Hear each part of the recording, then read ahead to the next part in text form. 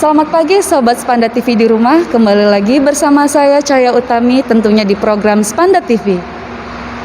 Pada pagi hari yang cerah ini telah hadir di studio Spanda TV orang-orang yang hebat, Bapak Ibu yang hebat di bidang pendidikan tentunya. Yang pertama ada Bapak Dr. Andes Wandi Umar MPD selaku pembina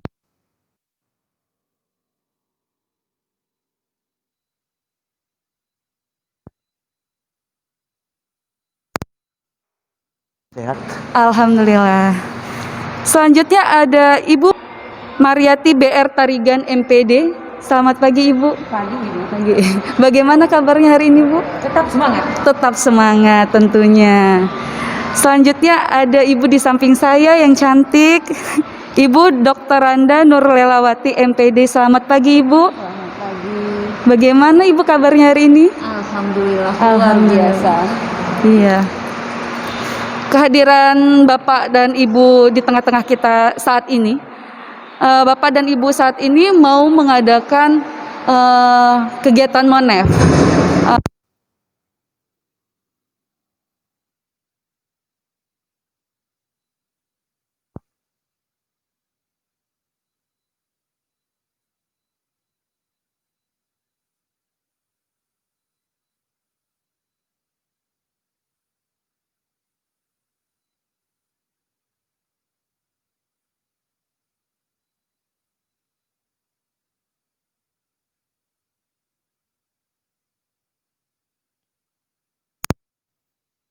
COVID-19 di mana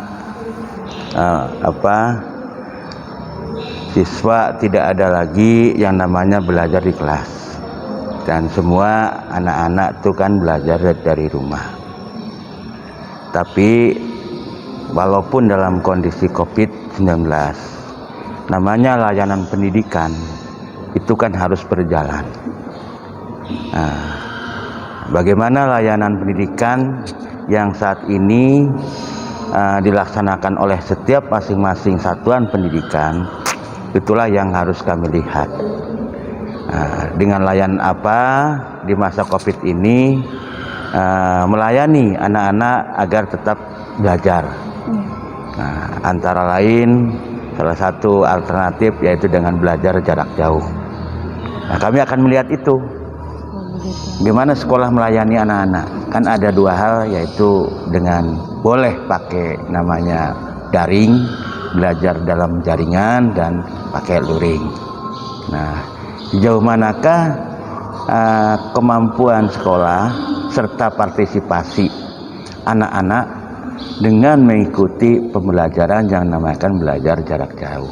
Nah, kami akan melihat sebagai pemetaan kami dengan pelayanan dalam kondisi COVID-19. Inilah tujuan kami melaksanakan monitoring dan evaluasi sebagai tugas kami untuk melakukan pemetaan terkait layanan pendidikan di masa COVID-19 ini. Jadi warga Spanda TV di rumah, jadi yang namanya Monef di sini yaitu monitoring dan evaluasi ya Bapak? Iya, dalam rangka melakukan pemetaan. Iya, dalam rangka melakukan pemetaan. Nah, kalau boleh saya bertanya dengan Ibu Mariati? Iya, boleh ya Ibu ya. Tentunya dalam kegiatan Monef ini bidang apa saja sih Bu yang di Monef? Ya, semua mata pelajaran. Oh iya, semua mata pelajaran. Nah, di sini walaupun di masa COVID ini, walaupun kita sudah pegawai negeri ataupun sudah pegawai negeri tadi dan guru honor, itu tugas kita sebagai pembelajar, kita harus melengkapi semua perlengkapan administrasi yang sudah ditentukan oleh pemerintah, baik sarana, ya contohnya protokol kesehatan, begitu juga administrasi ataupun bukti-bukti fisik itu harus kita lengkapi karena tugas kita sebagai pembelajar walaupun di masa COVID itu tugas kita. Walaupun di masa COVID-19 ini adalah tugas kita sebagai guru. Yang sudah tadi saya katakan, walaupun kita sudah pegawai negeri, honor itu sebagai perangkat itu harus dilengkapi. sesuai dengan aturan-aturan yang sudah ditentukan oleh pemerintah. Nah, di mana di sini kita tetap semangat. Nah, dan tetap semangat dan tetap melayani siswa-siswi kita untuk mencerdaskan anak-anak bangsa. Terima kasih. Baik, jadi itu sekedar informasi ya untuk Sobat Spanda TV di rumah. Jadi dalam kegiatan Monef ini seluruh mata pelajaran ini akan dimonitoring dan dievaluasi tentunya, baik itu guru honor ataupun guru PNS, seperti itu. Terima kasih Ibu penjelasannya, sangat baik sekali. Kemudian Bu, untuk tujuan dari kegiatan Monef ini Bu, jadi tujuan dari kegiatan Monef ini sebenarnya untuk apa sih Bu? Gitu. Kita mengevaluasi sebatas mana sudah sekolah tersebut ataupun guru tersebut sudah melaksanakan yang sudah diberikan pemerintah ataupun sesuai dengan surat edaran. Nah, kita memantau batas di mana, apa sudah dilaksanakan apa belum. Kalau sudah, ya terima kasih. Itu pun kalau misalnya belum, perangkat-perangkat itu harus kita lengkapi sesuai dengan aturan pemerintah. Itu ya perlu kewajiban kita sebagai guru. Terima kasih Ibu atas penjelasannya. Bisa saya tambahkan? Oh iya, silakan Bapak. Kita akan memantau bagaimana aktivitas guru dalam melayani peserta didik. Yang notabene hampir semua peserta didik itu adalah belajarnya dari rumah. Jadi BJJ belajar jarak jauh ini kan layanan oleh guru itu, guru apakah tetap melaksanakan tugas sebagaimana biasa atau dengan kita akan melihat kendala-kendala apa yang dihadapi oleh teman-teman guru dalam melayani anak-anak. Nah, itu antara lain. Mungkin Bu Lela bisa nambahin. Bu Nurlela, ada yang ingin ditambahkan tentunya terkait tujuan dari kegiatan Monef ini, monitoring ini pada masa pandemi ini. Baik, terima kasih. Saya hanya menambahkan sedikit saja yang sudah dijelaskan oleh Pak Korwas kita dan Ibu Mariati. Jadi tujuan dari monitoring ini bukan penilaian Bapak Ibu. Jadi bukan penilaian, hanya pemantauan. Seperti yang dijelaskan Pak Korwas tadi, bahwa kita akan mencari pemetaan atau memetakan atau memantau sejauh mana pelaksanaan kegiatan BDR ini sudah dilaksanakan. Artinya setiap kebijakan itu perlu ada pemantauan. Ini kan kebijakan dari pemerintah, kita mengadakan pembelajaran jarak jauh atau BDR. Nah, untuk mengetahui apakah ini terlaksana atau tidak, jadi kita adakan pemantauan. Bukan menilai, bukan mencari kesalahan, tapi memantau apakah kebijakan ini sudah dilaksanakan atau tidak. Apakah ada kendala atau tidak. Dan hasil dari semua ini nanti akan kami bawa ke dinas, kami laporkan ke instansi terkait. Barangkali dari hasil monitoring ini nanti akan ada umpan baliknya untuk kita. Atau ada feedbacknya ya Bapak Ibu ya. Jadi dari kebijakan-kebijakan yang sudah ada, kalau ada kendala, barangkali kendala-kendala itu akan dijadikan umpan balik nantinya. Yaitu, terima kasih. Jadi untuk warga Spanda TV di rumah, ya khususnya ini sekedar informasi juga. Jadi yang namanya Monef ini dia bukan fokus ke penilaiannya Ibu ya, bukan fokus ke nilainya, tetapi lebih ke pemetaannya. Di lapangan bagaimana sih, ada tidak kendala-kendala nih yang dirasakan atau yang dihadapi oleh guru khususnya apalagi di masa pandemi COVID ini nih kan, di masa pandemi ini kita pembelajarannya jarak jauh ya Bu ya, kira-kira ada tidak kendala-kendala ya Bapak Ibu ya yang dihadapi oleh guru, sehingga dari data-data yang didapat kemudian dilaporkan ke instansi terkait ya Bu ya untuk menjadi bahan evaluasi tentunya ya Bu ya, bahan evaluasi pembelajaran kita. Jadi bagi guru-guru yang anak-anak kita masih terlambat untuk mengumpulkan tugas, ya kita tetap melayani. Karena mungkin di sini ya seperti permasalahan dalam sinyal, dalam kota dan sebagainya. Nah, sebagai kita pelayanan, kita selalu tetap sabar dan tetap semangat. Terima kasih. Ya, jadi begitu ya warga Spanda TV di rumah. Nah, boleh saya bertanya kembali untuk Bapak atau Ibu boleh nih, boleh nggak Bapak atau Ibu sharing nih, ada nggak Bapak atau Ibu ini perbedaan ya, atau Ibu ini sebagai pengawas nih, pada saat masa sebelum pandemi dan masa saat ini nih, kegiatan Monefnya, ada tidak perbedaannya Bapak Ibu? Yang dimaksud ini monepnya, kalau selama ini monitoring dan evaluasi kan kita selain melihat kepada 8 standar yang kita ukur, kita lihat ya, dari mulai standar isi apakah sudah lengkapi. Tapi untuk saat ini kita hanya melihat pada 4 standar. Kenapa? Dengan pandemi COVID-19 ini jelas ada beberapa mengalami perubahan. Salah satu antara lain adalah tentang kurikulum. Jelas ini kurikulum juga akan mengalami perubahan disesuaikan dengan kondisi saat ini. Kemudian yang kedua, tentang proses pembelajaran jelas akan berubah.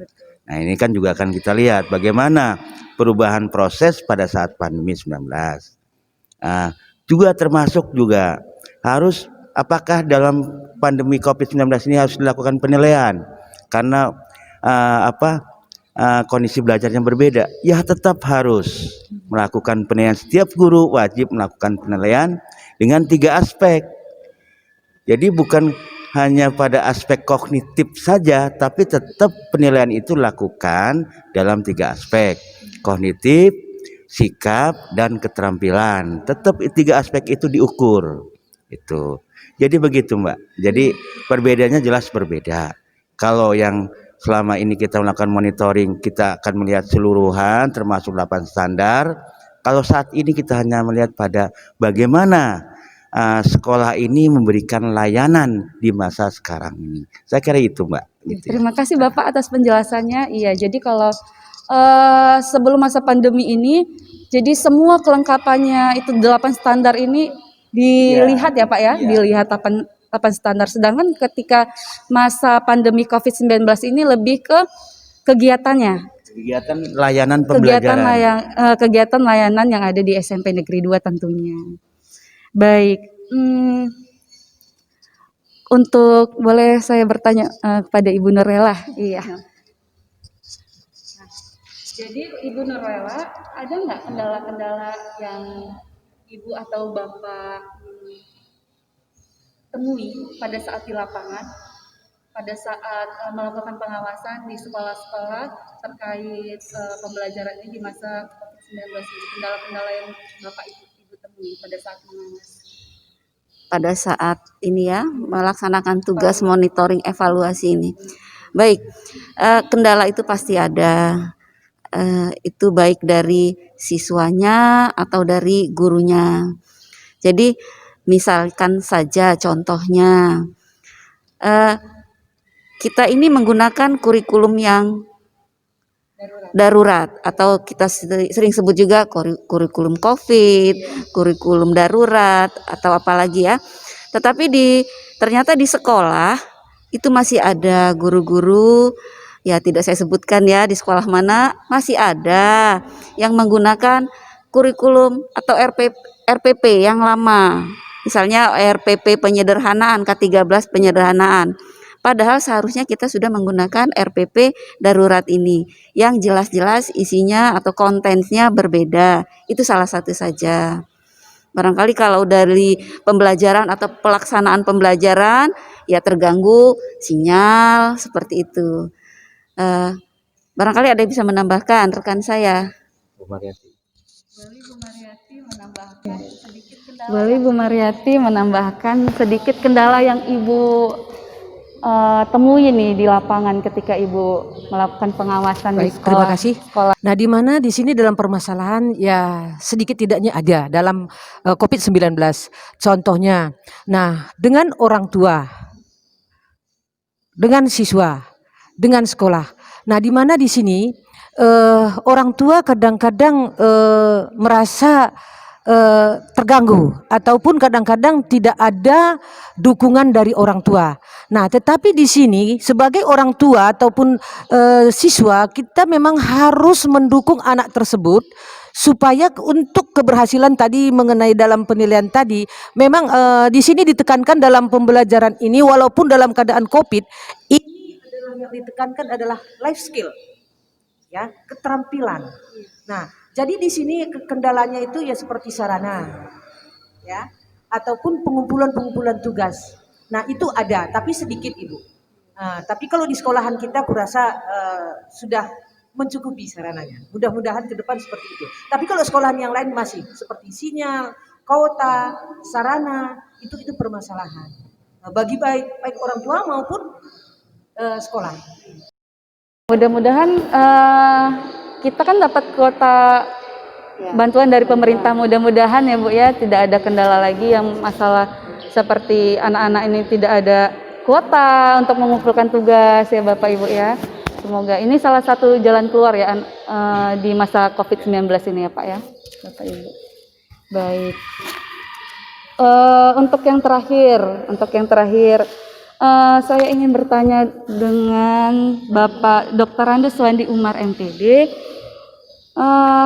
Hal apa sih yang ingin Bapak sampaikan nih, Bapak sebagai koordinator pengawas Dinas Pendidikan Kota Bandar Lampung sekaligus pembina pengawas SMP Negeri 2, khususnya keinginan atau harapan-harapan Bapak tentunya untuk SMP Negeri 2 ke depannya Bapak.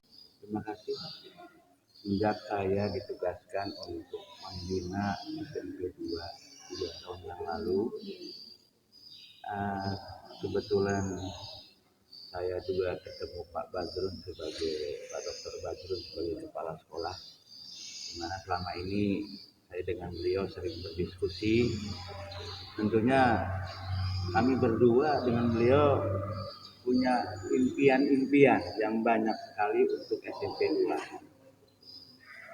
Antara lain saya bermimpi bagaimana SMP 2 ini nuansa kultur budaya sekolahnya membangun kultur yang religi dari sisi pergaulan anak, sikap, moral, akhlak, bagaimana anak-anak memiliki akhlakul karimah. Itu yang saya berharap bermimpi seperti itu. Saya dengan beliau, dengan Pak Badrun, bagaimana sekolah kita ini anak-anaknya memiliki yang berakhlakul karimah, bernuansa religi, termasuk di sekolah. Sekolahnya itu dalam nuansa religi, dalam pola pembelajaran full day school atau belajar sepanjang hari. Nah, inilah bagaimana diciptakan SMP 2 ini mampu membangun full day school dengan konsep religi, konsep intelektualitas, di mana konsep akademik menjadi tujuan utama, kan, kemudian konsep akhlakul karimah menjadi satu kebanggaan, sehingga kepuasan orang tua menyekolahkan anak-anaknya di sini inilah jadi tolak ukur. Maka untuk membangun itu perlu dibangun, satu adalah kultur budaya sekolah, dari gurunya, dari pegawainya, sampai ke pesuruhnya pun dalam satu budaya.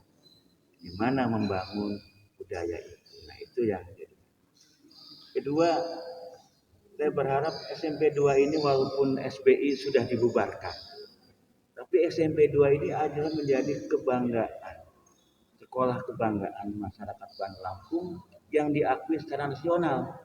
Nah, ini harapan saya. Tapi kebetulan tugas saya hari ini itu terakhir menjadi ASN. Yang namanya, tapi saya berprinsip, yang namanya pendidikan tidak bisa diselesaikan oleh sendiri, selalu berkelanjutan.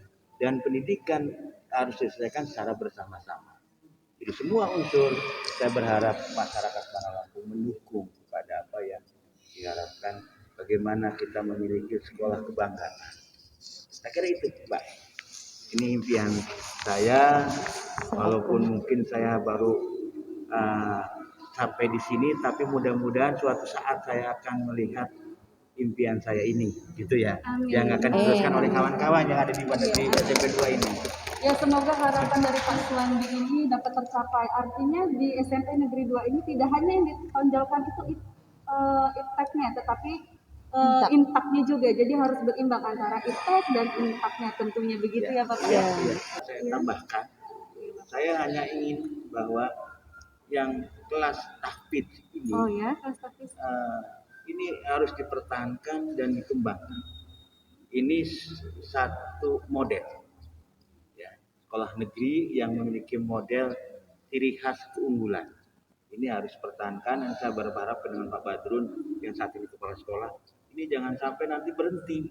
Justru harus bagaimana ini menjadi suatu keunggulan. Itu ya saya kira. Jadi itu tadi karena SMP Negeri 2 Bandar Lampung ini sudah menjadi sekolah rujukan nasional tentunya, jadi harus ada yang spesial nih di SMP Negeri 2 Bandar Lampung. Jadi ada informasi bahwa di SMP Negeri 2 Bandar Lampung ini ada yang namanya kelas tahfidz. Jadi khusus anak-anak penghafal Al-Quran.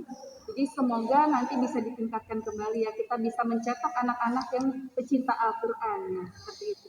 Jadi mudah-mudahan sekolah-sekolah lain juga bisa mengikuti jejak SMP Negeri 2 Bandar Lampung. Amin. Mungkin sekian bincang-bincang kita dengan Bapak dan Ibu pengawas Dinas Pendidikan Kota Bandar Lampung. Terima kasih Bapak dan Ibu atas kesempatannya. Ya. Saya akhiri, saya sebagai MC Cahaya Utami pamit undur diri. Terima kasih warga Spanda TV yang sudah menyaksikan di rumah. Assalamualaikum warahmatullahi wabarakatuh. Waalaikumsalam warahmatullahi wabarakatuh. Dengan memohon ridho-Mu Tuhan, kami sebagai tunas bangsa, jernihkan fikir dan nurani, wujudkan insan mulia sejati. Getarkan sanubarinan suci untuk membangun Ibu Pertiwi. Biarkan semangat membara dalam lubuk hati